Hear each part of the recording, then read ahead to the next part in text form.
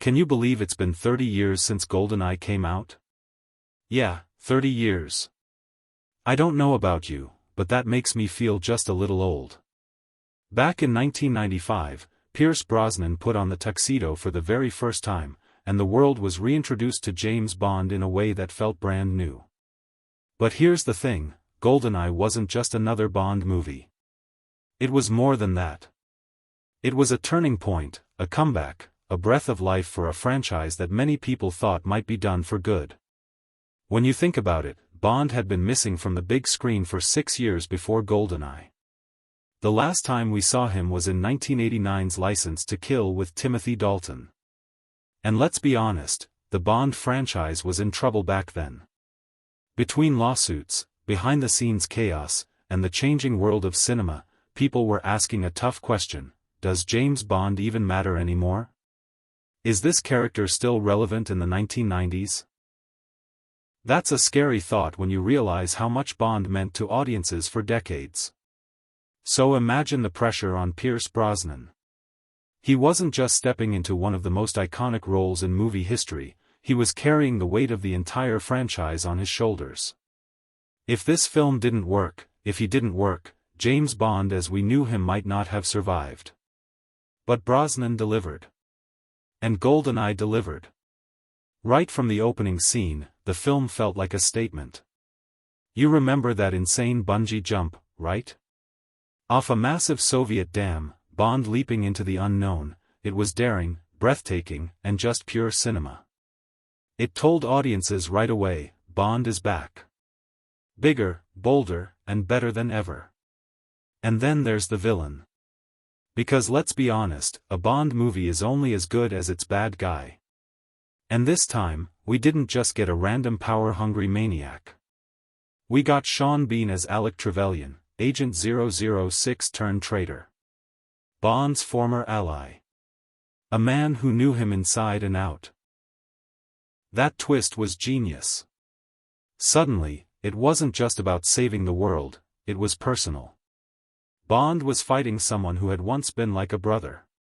That made the story sharper, darker, and way more emotional than your typical spy flick. Of course, Sean Bean wasn't the only unforgettable villain here. Who could forget Xenia Onatopp? Played by Famke Janssen, she was completely outrageous. Her method of killing, yeah, you remember it, was shocking and ridiculous, but at the same time, she was impossible to ignore. She was bold, over the top, and added that wild, dangerous energy the film needed. But villains weren't the only highlight. Let's talk gadgets. Because what's Bond without his toys?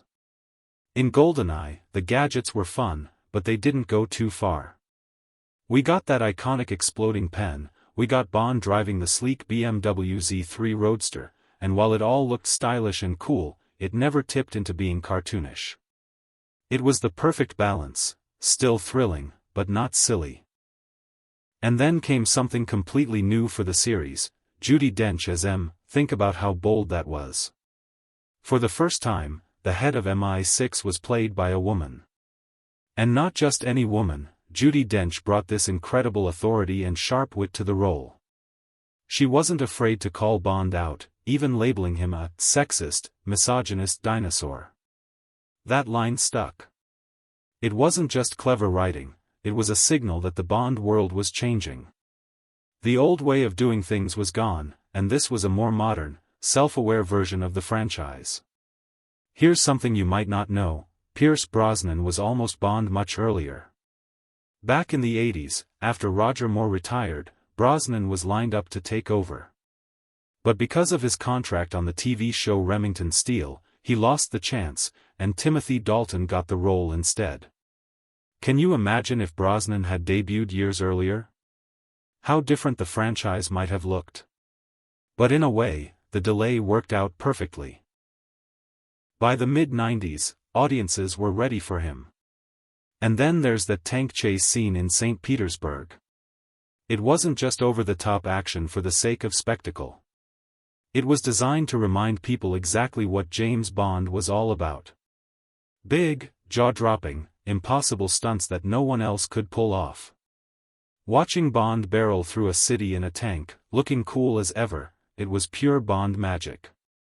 Of course, we can't talk about GoldenEye without mentioning the video game. If you grew up in the late 90s, chances are you played the GoldenEye Nintendo 64 game. For many people, that was their first introduction to Bond. Hours of multiplayer battles in split-screen mode, it was legendary. The game kept GoldenEye alive long after the movie left theaters, cementing its place in pop culture history. And let's not forget the impact of the film itself. Critics praised it for striking the perfect balance. On one hand, it respected the traditions of James Bond, the glamour, the danger, the charm. But on the other hand, it pushed the character into a modern world. It showed that Bond could adapt. Without GoldenEye, we might never have gotten the gritty, stripped-down Daniel Craig era that started with Casino Royale. In many ways, Brosnan and GoldenEye paved the road for the future of the franchise. That's why, even 30 years later, people still call this Brosnan's best Bond film. Sure, he went on to do Tomorrow Never Dies, The World Is Not Enough, and Die Another Day. And each of those had their moments. But GoldenEye captured lightning in a bottle. It had the perfect mix of action, style, and heart. It made Bond relevant again. When you go back and rewatch it now, the film still feels fresh. The Cold War setting, the tension, the character dynamics, they all still work. Brosnan's performance shines because he brought together so many elements of the Bonds before him. He had Sean Connery's charm, Roger Moore's wit, and Timothy Dalton's intensity, all rolled into one. He was suave, but also dangerous. And in GoldenEye, that balance felt just right. So here we are, 30 years later, still talking about it. And maybe that's the real measure of success. A film that doesn't just entertain in the moment, but stays with you, shaping the future of a whole franchise. But now I want to hear from you. Do you think GoldenEye is Pierce Brosnan's best Bond film? Or do you prefer one of his others? Maybe you love Tomorrow Never Dies, or maybe you're a fan of The World Is Not Enough. I'd love to know your pick, so drop it in the comments below.